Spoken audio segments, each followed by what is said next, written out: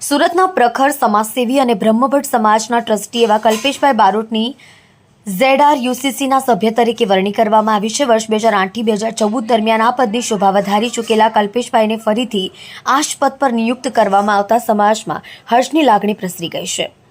તેમની વરણીથી રેલવેના વણ ઉકેલ્યા પ્રશ્નોને વાંચા મળશે તેવી લાગણી વ્યક્ત કરતા સુરતના રહીશોએ અભિનંદન પાઠવ્યા છે।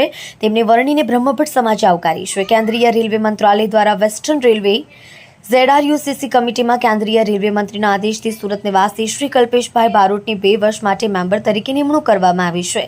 આ સમાચારથી સુરત શહેરમાં ખુશીની લહેર વ્યાપી ગઈ છે। દરેક સમાજમાં સારી છબી ધરાવનાર કલ્પેશભાઈ બારોટ વર્ષોથી જનતાનો અવાજ ઉઠાવતા આવ્યા છે। સુખદ સમાચાર સાંભળીને સુરત શહેરના દરેક સમાજના અગ્રણીઓએ કલ્પેશભાઈ બારોટને અભિનંદન પાઠવ્યા હતા।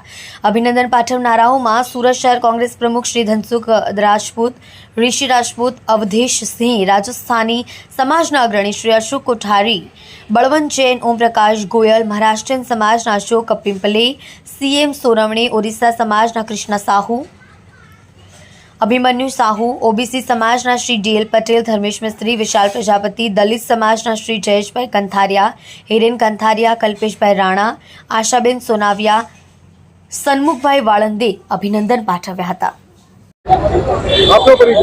Kalpesh Barot, member ZRUCC western railway.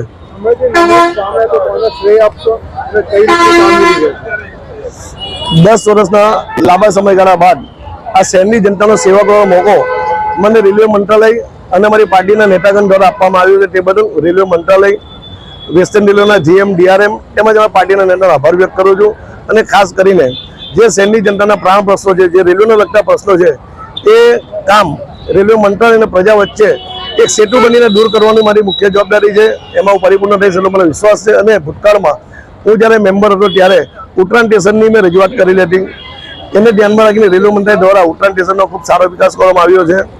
અને બીજી મારી માંગણી હતી કે ઉત્તરાયણ સ્ટેશન પર એક્સપ્રેસ ગાડીનો સ્ટોપેજ આપવામાં આવે, ખાસ કરીને ગુજરાત એક્સપ્રેસ હોય, સૌરાષ્ટ્ર એક્સપ્રેસ હોય, આવી બીજી ગાડીનો સ્ટોપેજ આપવાની એક માંગણી હતી, એ હજુ સુધી પૂરી કરવામાં આવી નથી। ત્યારે આગામી સમયમાં અલગ અલગ સમાજના લોકોને સાથે રાખીને જ્યાં પણ રજૂઆત કરવાની હશે ત્યાં રજૂઆત કરીને સુરત સ્ટેશન હોય, ઉધના સ્ટેશન હોય કે ઉત્તરાયણ સ્ટેશન હોય કે વેસ્ટર્ન રેલવેને લાગતા જે કોઈ બી મોટા સ્ટેશનના પ્રશ્ન હશે એ દૂર કરવાનું કામ હું કરીશ, એની આપણે ખાતરી આપું છું। અને બીજું કે સુરત શહેરની જનતાને રેલવેને લગતા કોઈ પણ પ્રશ્ન હોય તો સવારે 11 થી 2 દરમિયાન રૂવાલા ટેકરા ભાગળ ખાતે મારી ઓફિસ છે, ત્યાં આવીને મને રજૂઆત કરી શકે છે।